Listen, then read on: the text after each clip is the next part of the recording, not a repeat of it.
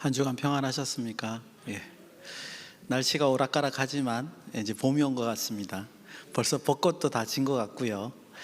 예, 하여튼 건강 관리에 유의하시기 바랍니다. 제가 기도하고 시작하겠습니다. 참으로 고마우신 아버지 하나님 은혜를 감사드립니다. 오늘도 하나님 앞으로 나오게 허락하시고 하나님의 말씀을 들을 수 있도록 인도하여 주심을 감사드립니다. 아버지 하나님, 하나님의 말씀을 들을 때마다 우리의 심령이 새로워지는 귀하고 복된 역사가 있도록 인도하여 주시옵소서. 특별히 오늘 부활절로 아버지 주의를 섬깁니다. 예수님의 부활을 그 의미를 진정으로 새기는 귀하고 복된 날이 될 수 있도록 도와주시고, 부활로 인하여 우리가 얻는 아버지 하나님의 은혜를 기억하며 감사하는 오늘 귀한 날 될 수 있도록 역사하여 주시옵소서. 예수님의 이름으로 기도드리옵나이다. 아멘. 예, 오늘은 신명기 1장 19절에서 46절까지 1장의 이제 뒷부분을 좀 살펴보려고 합니다. 제가 제목을 어떻게 잡았냐면요, 뼈아픈 과거의 교훈, 이렇게 이제 제목을 잡았습니다. 왜 이렇게 잡았냐면, 이제 신명기 1장 19절에서 46절은 우리가 잘 아는 이야기입니다. 민수기 13장 14장에 있는 그 정탐꾼 사건의 이야기를 모세가 지금 끄집어내서 이스라엘 백성들에게 이제 하고 있다는 거죠. 근데 사실은 이 말씀이 굉장히 어쩌면 위험한 얘기일 수 있어요. 무슨 말씀이냐면, 우리 1장 초반부터 제가 말씀을 드렸지만 1장 1절에서 8절에 모세가 가나안 땅으로 들어가라 이렇게 명령을 하고 난 다음에, 그 다음에 9절부터 18절까지 그 사법 체계를 확립하는 그런 이야기를 먼저 했고요. 그 다음에 두 번째 이야기로 민수기 13장에 14장에 있는 정탐꾼 사건 얘기를 한 거거든요.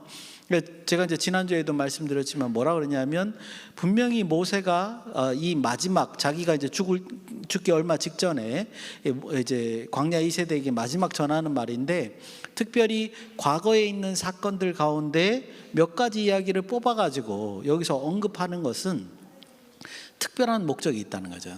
특별한 의미가 있다는 겁니다. 그리고 그거를 들려줘서 뭔가 모르게 강조하고자 하는 바가 있는데, 그 많은 사건들 가운데 하필이면 뭐 하나님의 기적이나 이런 게 아니라 이스라엘 백성들이 징계받는 장면, 광야 40년을 돌게 된 사건, 이 얘기를 한다는 거예요. 이게 특이하다는 거죠. 그래서 이 이야기를 꺼낸 목적이 도대체 뭐냐? 많은 좋은 얘기들 말고도 이렇게 좀 이제 이스라엘 백성들이 이제 징계받는 이런 얘기를 하는 이유가 뭔가? 제가 이제 그런 관점으로 이 본문을 보니까 모세가 이 민수기 13장 14장 얘기를 다시 꺼낼 때 다른 점이 있더라는 거예요. 강조하는 점이 좀 다르더라는 거예요. 그거의 초점이 뭐냐면, 광야 1세대들의 태도와 그 행동에 초점을 두어서 지금 다시 재진술하고 있다는 것을 이제 말씀드릴 수 있습니다. 다시 한번요. 지금 모압 평지에서 모세의 얘기를, 그 과거 얘기를 듣고 있는 사람은 광야 2세대입니다. 근데 광야 1세대들이 어떻게 하나님의 징벌을 받았느냐를 얘기하고 있어요. 그럴 때 모세가 강조하는 거에 뭐라고요?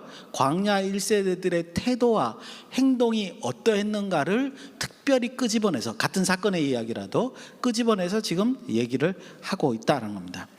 그걸 미리 요약해서 말씀드리면 이게요, 광야 1세대 그들은 모든 하나님의 명령을 거절하고 거역하고 경솔히 행동했다, 이런 결론이에요. 그 얘기를 지금 들려주고 있는 겁니다. 그래서 결과적으로 무슨 얘기를 하고 싶은 거냐면, 광야 2세대들에게 너희는 다시 이와 같은, 너희 부모 세대와 같은 이런 반역을 하나님 앞에 저지르지 말아라. 그래서 약속의 땅으로 들어가라, 이런 권면을 지금 하고 있다. 이렇게 다 이제 먼저 말씀드리기 전에 서두에 이렇게 요약해서 말씀드리고 싶습니다. 이제 본격적으로 한번 살펴보겠습니다. 앞에 말씀드린 대로 모세가 왜 모압 평지에서 아직 요단강을 건너지 않았습니다. 이 시점에서 이 정탐꾼 얘기를 꺼내느냐? 아까 말씀드린 대로 정탐꾼 얘기는 뭐예요? 좀 좋지 않은 얘기잖아요. 더군다나 지금 이 얘기는 광야 2세대들에게 뭐예요? 굉장히 뼈아픈 얘기죠. 왜냐하면 이게 부모들의 얘기니까. 부모들이 하나님께 징계받은 얘기가 이 정탐꾼 사건 아닙니까? 그래서 광야 40년을 돌게 했던 그 얘기이지 않습니까? 그래서 여러분 어떻게 보면 이 얘기를 꺼낸다는 것 자체가 광야 2세대들에게는 아픈 과거를 들추어서 낙심하게 만드는 일이 될 수 있습니다. 그렇죠. 그 다음에 또 하나는 뭐냐면 하나님의 광야 심판을 40년을 생각을 하면서 하나님에 대한 충성심과 그 사기를 꺾어놓는 얘기도 될 수 있습니다. 그렇지 않겠습니까? 그런데도 불구하고 모세는 이 얘기를, 그 기적과 같은 얘기들이 굉장히 많은데 그건 빼고 이 얘기를 꺼집어서 지금 얘기하고 있다는 거죠. 목적이 뭐냐는 거예요. 모세가 이 얘기를 하는 목적이 뭐냐 이거예요. 19절에서 21절을 보면요, 왜 지금 이 얘기를 꺼내는지 그 이유를 조금 찾아볼 수 있을 것 같습니다. 19절에서 21절을 제가 읽겠습니다. 제가 읽는데 여러분 제가 읽으면서 뭔가 반복되는 것을 강조해서 읽을 겁니다. 그래서 이것이 지금 강조되고 있구나라는 걸 이제 한번 느껴보시기 바랍니다. 민수기 1장 19절에서 21절까지의 말씀을 제가 읽겠습니다. 우리 하나님 여호와께서 우리에게 명령하신 대로 우리가 호렙산을 떠나 너희가 보았던 그 크고 두려운 광야를 지나 아모리 족속의 산지의 길로 가데스바냐에 이른 때에 20절 내가 너희에게 이르기를 우리 하나님 여호와께서 우리에게 주신 아모리 족속의 산지에 너희가 이르렀나니 21절 너희 하나님 여호와께서 이 땅을 너희 앞에 두셨은즉 너희 조상의 하나님 여호와께서 너희에게 이르신 대로 올라가서 차지하라 두려워하지 말라 주저하지 말라 한즉 이렇게 되어 있습니다. 제가 뭐를 반복적으로 간증한지 이해가 가시죠? 그죠? 이 짧은 3절 속에 우리 하나님 여호와께서 우리에게 명령하신 대로 너희 하나님 여호와께서 이 땅을 너희 앞에 두셨은즉 너희 조상의 하나님 여호와께서 너희에게 이르신 대로 이런 식으로 그죠? 여러분들 성경에서 우리 하나님 여호와께서 어떻게 하셨다 이런 표현을 잘 안 쓰거든요. 많이 쓰지 않습니다. 근데 이 짧은 3절 가운데 이거를 4번이나 반복해서 얘기를 하고 있습니다. 그래서 이 말은 뭐냐면 이건 지금 모세가 광야 1세대들에게 했던 1세대입니다. 기억하셔야 됩니다. 광야 1세대들에게 했던 말을 광야 2세대들에게 전달하고 있는 거예요. 그때 광야 1세대에게 뭐를 강조했느냐? 너희가 지금 가데스 바냐에 도착해서 가나안 땅을 들어가는 건 다 누구에서 근거해서 이거 명령하는 거다? 하나님의 명령의 근거에서 내가 지금 너희들에게 얘기하는 거다. 우리가 마음대로 하는 게 아니라 하나님께서 원하시고 하나님께서 지금 인도하셨고 하나님께서 주리라 했던 거고 그거를 우리가 가서 차지만 하면 된다. 그러니까 아무것도 두려워할 필요가 없다.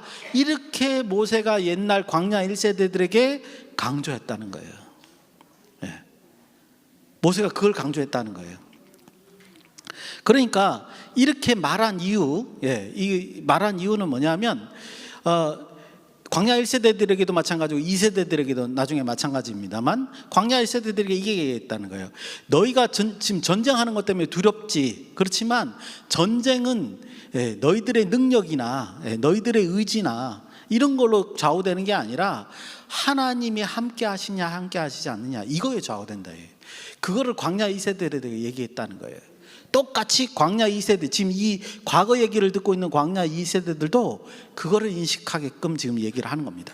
그 다음에 이 새로운 세대 광야 2세대들에게 특별히 하는 말은 뭐냐면 이렇게 말하는 거죠. 아주 강력하게 표현하는 겁니다. 광야 2세대들에게 내가 이렇게 말했음에도 불구하고 실패를 해서 40년 돌았잖아요. 그죠? 그렇듯이 너희는 하나님을 배반하지 말고 순종해서 약속의 땅에 들어가라. 이렇게 지금 얘기하는 것이다. 실패는 한 세대로 족하다. 40년이면 충분히 됐다. 이렇게 지금 얘기하는 거다. 이렇게 말씀입니다. 아까도 말씀드린 대로 이미 8절에 광야 2세대들에게는 그 약속의 땅에 들어가라 이렇게 명령을 했고, 그 명령을 한 후에 지금 이 얘기를 들려주는 거예요. 계속해서 이제 우리 여기 지금 19절에서 나오는 이야기들은 우리가 아는 내용이죠. 민수기 13장 14장의 얘기니까 이미 아는 내용인데, 특별히 모세가 광야 1세대의 태도와 그 행동에 대해서 강조해서 얘기하고 있기 때문에 그 부분만 좀 살펴보겠습니다. 22절 말씀입니다. 22절 말씀은 앞에 있는 민수기 13장 14장과 뭔가 다른 얘기를 하고 있습니다. 이것도 제가 한번 읽어보겠습니다. 22절, 너희가 다 내 앞에 나와 말하기를 우리가 사람을 우리보다 먼저 보내어 우리를 위하여 그 땅을 정탐하고 어느 길로 올라가야 할 것과 어느 성읍으로 들어가야 할 것을 우리에게 알리게 하자 하기에. 지금 요 말은 지금 광야 1세대가 모세에게 요구했던 바를 지금 전해주고 있는 거예요. 근데 뭐가 민수기하고 다르죠? 민수기에는 정탐꾼을 하나님의 명령에 의해서 보낸 걸로 되어 있습니다. 그렇죠? 그런데 지금 여기 신명기에 나와 있는 이 내용을 보니까 어떻게 되어 있어요? 정탐꾼 보내는 건 누가 요구한 거예요? 이스라엘 백성이 먼저 요구한 거예요. 그러니까 민수기하고 신명기 말씀이 서로 지금 다르지 않느냐, 우리가 이렇게 생각할 수 있습니다. 근데 제가 생각할 때 이건 다른 얘기가 아니라 일의 선후 관계를 지금 설명하는 것이고, 모세는 특별히 이스라엘 백성들이 이 정탐꾼을 보내자고 요청한 것을 특별히 지금 드러내고 있는 것이라고 보여집니다. 그래서 제가 사건을 재구성해 보면요, 이렇게 된 거죠. 첫 번째, 모세가 이스라엘 백성의 광야 1세대들에게 그랬습니다. 하나님께서 명령하신 가나안 땅을 지금 차지하라고 명령하신다. 자, 가라. 그랬다는 거죠. 명령을 딱 하니까 광야 1세대들이 뭐요? 정탐꾼을 먼저 보내는 게 낫지 않겠냐, 이렇게 지금 신명기 같이 요구를 했다는 거예요. 그래서 모세가 이제 3번입니다. 모세가 이 얘기를 듣고 하나님께 질문한 거죠. 정탐꾼 보낼까요? 그랬더니 하나님이 그래, 정탐꾼 보내. 이런 건 성경에 없습니다. 제가 재구성을 해본 거예요. 보내. 이렇게 명령을 한 게 우리가 민수기 13장에 이제 나와 있죠. 1절에 3절에 보면 나와 있습니다. 그렇게 명령을 하시고, 그리고 난 다음에 이제 이스라엘 백성들이 정탐꾼을 이제 보낸 것이다. 이렇게 우리가 이해해 볼 수 있죠. 그게 이제 민수기하고 신명기를 서로 맞춰보면 이런 정황이 등장한다는 겁니다. 그래서 이게 중요합니다. 그 다음에 왜 모세가 이 얘기, 이스라엘 백성이 먼저 정탐꾼 얘기를 꺼냈다는 것을 지금 새롭게 밝히고 있느냐 이거예요. 광야 2세대들에게. 광야 1세대들이 정탐꾼을 보내는 것을 요청을 했었다. 이 얘기를 왜 꺼냈느냐 말이에요. 의도가 있다는 거죠. 여러분, 하나님이 명령했습니다. 자, 저 땅을 너희에게 줄 거야. 가서 공격해. 그랬어요. 그러면 묻지도 따지지도 말고 그냥 가면 되죠. 그럼 알아서 하실 거 아니에요. 그죠? 또 가다 보면 너 이 길로 가고 너는 이쪽으로 가라, 이렇게 또 세세하게 얘기하실 거예요. 왜냐하면 광야에서 그랬으니까. 그런데 이스라엘 백성은 지금 뭐라는 거예요?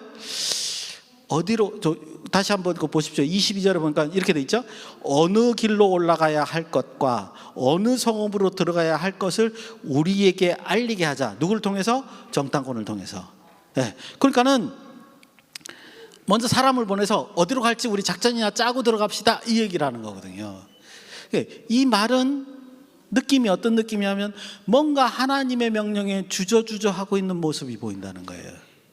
뿐만 아니라 조금 더 오해를 하면 정탐꾼을 보내고자 한다는 그 제안 자체가 하나님의 명령을 거역할 속셈을 어쩌면 가지고 있었는지도 모르겠다는 거예요.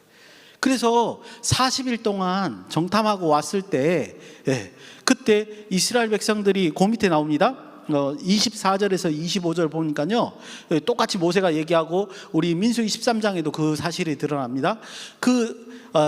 12명의 정탐꾼들이 갔다가 와서 첫 번째 모세 앞에 보고할 때는요, 뭐라 그러죠? 거기는 정말 하나님이 적과 꿀은 땅을 우리에게 주셨다. 여기는 지금 민수기에는 신명기에 뭐라고 되어 있냐면 우리 하나님 여호와께서 우리에게 주시는 땅이 좋더라. 처음엔 그렇게 얘기했어요. 그들도. 그러고 난 다음에 어떻게 해요? 이스라엘 백성들한테 가서는 뭐예요? 악평을 하는 거예요. 모세한테 보고할 때는 그대로 보고하고 이스라엘 백성들 앞에서는 따르게 얘기합니다. 여러분 민수기 13장 다시 한번 보시기 바랍니다. 그 장면이 보입니다. 그래서 26절에서 28절에 보면 이스라엘 백성 전체들이, 그 정탐꾼들이 그렇게 얘기하니까 이스라엘 백성 전체들이 오히려 여호와의 명령을 거역하고 하나님께 원망하고 그랬다, 이렇게 지금 모세가 설명하는 장면이 쭉 이렇게 나오는 거죠. 상식적으로 생각하면 하나님이 가라고 했던 땅이에요. 정탐해 봤더니 정말 좋은 땅이에요. 그러면 그 다음에 우리가 상식적으로 생각할 때는 어떻게 하면 돼요? 가면 되잖아요. 가면 차지하면 되잖아요. 하나님 명령이니까. 근데 그런 게 아니라 뭐라고요? 악평을 하고 원망을 하고 뭐요? 거역하는 거예요. 그러니까 먼저부터 이미 마음속에 땅을 차지하려고 전쟁하려고 하는 거에 부담을 가지고 가지 않으려고 생각했다는 거예요. 그거를 지금 모세가 우리에게 들려주는 것이 아니냐, 이렇게 볼 수 있습니다. 자, 그래서 여러분 그 다음에 29절에서 33절을 보면요, 모세가 이런 설명합니다. 하나님에 대해서 이제 설명을 하는데 보면 하나님께서 너희들 광야에서 이렇게 인도하지 않으시냐, 뭐 이런 얘기예요. 대표적으로 33절을 우리 같이 한번 읽어보겠습니다. 33절입니다. 대표적으로 이제 29절에 33절이 전부 다 그런 얘기인데 33절을 같이 읽겠습니다. 시작. 그는 너희보다 먼저 그 길을 가시며 장막 칠 곳을 찾으시고 밤에는 불로 낮에는 구름으로 너희가 갈 길을 지시한 자이시니라. 아멘. 이게 무슨 말씀입니까? 모세가 강조하는 게 뭡니까? 너희들이 결심만 하면 하나님이 먼저 가셔서 모든 일을 다 하실 분이야. 그러니까 이스라엘 백성들이 안 가겠다고 하니까 모세가 29절에서 33절까지 또 한 번 권면했다는 거야. 야, 그러지 마. 하나님은 너희가 지금 힘든 거 아는데, 이런 거 결정하는 거 어렵다는 거 이해하는데, 하나님은 너희가 마음만 먹으면 가서 이 일들을 다 먼저 하시고 준비하실 그런 분이야. 너희들 광야 그 시내산에서 지금 가데스바냐 올 때까지 불기둥과 구름기둥으로 인도하는 건 너희들 보지 않았느냐. 모세가 이렇게 권면했다는 거예요. 그럼에도 불구하고 이스라엘은 꺾지 않았습니다. 가기 싫다는 거예요. 그래서 이들의 거절은 뭐냐면요, 절대로 실수나 무지해서가 아니라는 거예요.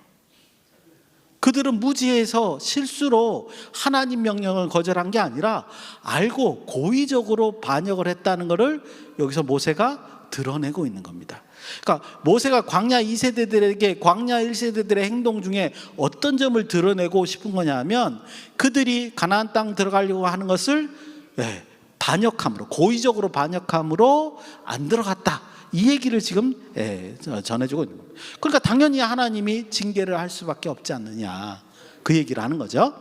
34절에서 40절은 그래서 광야 40년을 돌게 되는 그 징계받는 장면을 또 이제 설명하고 있습니다. 근데 여기도요, 39절을 조금 읽어볼 필요가 있어요. 39절이 또 특별하게 뭐가 강조하는 게 있습니다. 39절 역시 같이 한번 읽어보겠습니다. 39절입니다. 시작. 또 너희가 사로잡히리라 하던 너희의 아들들과 당시에 선악을 구별하지 못하던 너희 자녀들도 그리로 들어갈 것이라. 내가 그 땅을 그들에게 주어 산업이 되게 하리라. 이렇게 이제 얘기했습니다. 이거 지금 누구에게 하는 말이에요? 모세가 광야 1세대들에게 이제 이스라엘이 반역을 하니까 너희들 벌로 하나님께서 40년 광야를 돌게 할 거야. 그런데 너희의 자녀들, 여기 너희의 아이들과 당시에 선악을 분별하지 못하던 너희의 자녀들이 대신 그 약속의 땅에 하나님이 들어가게 하실 거야. 이렇게 광야 1세대들에게 얘기했다는 거예요. 그 얘기를 지금 광야 2세대들에게 들려주는 거죠. 그죠? 자, 근데 생각해 보십시오. 당시에 광야 1세대들의 아이들이 누구죠? 지금 이 말씀을 듣고 있는 광야 2세대들이잖아요. 당시에 선악을 분별하지 못하던 그들의 자녀들이 누구예요? 지금 모세의 회상 장면들, 과거의 이야기를 듣고 있는 광야 2세대들이라는 거예요. 그 얘기들이 40년이 지난 후에 다시 지금 모압 평지에서 이 얘기를 듣고 있는 겁니다. 그랬을 때 제가 생각하니까요, 광야 2세대들이 소름 돋았을 거라는 생각이 듭니다. 왜 소름 돋냐면요, 봐요. 40년이 훌쩍 지나고 난 다음에 하나님의 말씀이 그대로 된 거예요. 아, 하나님은 살아계시구나.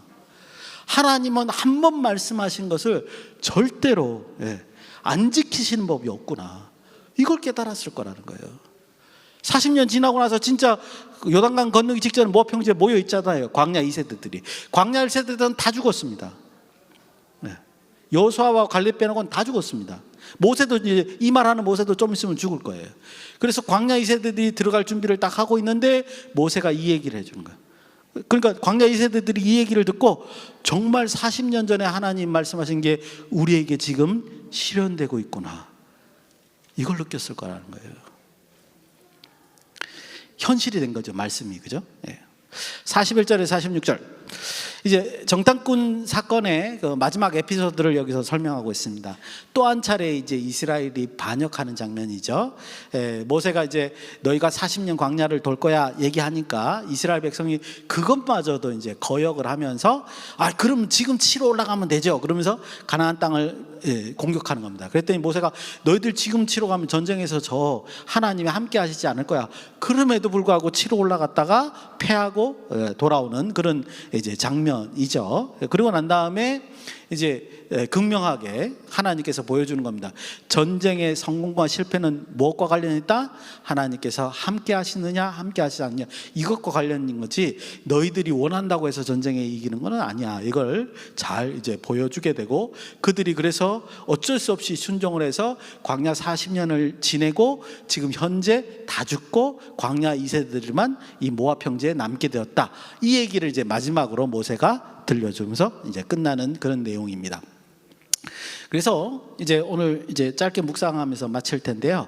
이 신명기 19절부터 후반부에 있는 이 정탐꾼 사건의 이야기는요, 아까 말씀드린 것 같이 모세가 광야 1세대들의 태도와 그 행동에 대한 것을 중점적으로 해서 광야 2세대들에게 전해주고 있습니다.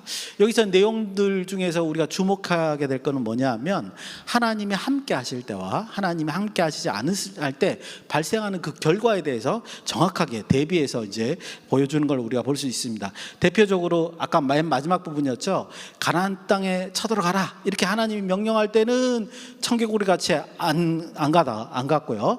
그 다음에 하나님이 가지 마라 그럴 때는 또 청개구리 같이 쳐들어갔다가 패하고 돌아오는, 그래서 전쟁은 하나님이 함께 하심으로 성공이 가능하다라는 걸 잘 이렇게 보여주는 그 사건이 이제 있었는데, 하나님의 일을 하는 데 있어서 중요한 것은 뭐냐면 하나님이 함께 하셔야 된다라는 걸 잘 보여주는 이제 사례가 바로 이 이제 지금 신명기 후반부 얘기라고 우리가 이해해 볼 수 있습니다. 여러분, 근데 현대에도 마찬가지라는 얘기를 말씀을 드리고 싶습니다. 우리가 삶을 영위할 때 우리의 영역이라든가 우리의 강한 의지라든가 이런 걸로 뭔가 이루어지는 것 같이 느껴집니다. 그런데 성경이 말하는 바에 의하면 그렇지 않다는 거예요. 하나님이 함께 하시고 하나님의 뜻에 합당할 때 그 일은 저절로 성취되는 겁니다. 그런데 만약에 그렇지 않으면, 하나님의 뜻에 부합되지 않거나 하나님이 함께 하시지 않으면 어떻게 되는 거예요? 성취가 안 된다는 거예요. 그런데 간혹 가다가 우리의 의지로 하나님 뜻이 아닌데도 성취될 때가 있죠. 그건 어쩌면 하나님 보시기에 선한 일이 아닐 수 있다는 걸 우리는 깨달아야 됩니다. 그래서 하나님과 함께 하심이 굉장히 중요하다는 걸 단적으로 이 본문이 우리에게 보여줍니다. 또 반면에 거꾸로 생각하면 어쩌면 모세가 광야 2세대들에게 그런 말을 전하는지도 모르겠습니다. 마지막 이 부분이요. 이게 무슨 소리냐? 여러분, 광야 1세대도 그렇고 광야 2세대도 그렇고 뭐만 하면 되죠? 이미 하나님의 명령은 주어졌어요. 가나안 땅을 차지해라 이렇게 주어졌단 말이에요. 그래서 이스라엘 백성들이 광야 1세대든 광야 2세대든 순종하는 마음을 먹고 그거를 실천만 하면 하나님께서 미리 가서 다 해결하고 그들에게 땅을 주실 거예요. 그죠? 그걸 보여주고 있잖아요. 그죠? 여기도 마찬가지로 우리에게도 똑같은 거라는 거예요.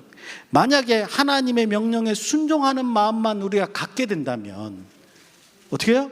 하나님께서는 이 세상이 어떻게 어렵다 할지라도 이 하나님의 뜻대로 우리를 사용하셔서 그 일을 이룩하실 거라는 거예요. 신명기 마지막 말씀은 그거를 우리에게 강조하고 있다, 이렇게도 볼 수 있습니다. 그래서 우리가 묵상해야 될 바는 뭐냐, 무조건 하나님의 명령이 무엇인가, 이거를 먼저 분별하셔야 되고요. 그리고 난 다음에 그 명령에 순전히 따를 것이다, 이렇게 다짐하셔서 실행에 옮기시고, 그래서 하나님의 역사가 어떻게 드러나나 경험하시는 저와 여러분이 되시기를 주의 예수님의 이름으로 축원드립니다. 기도하시겠습니다.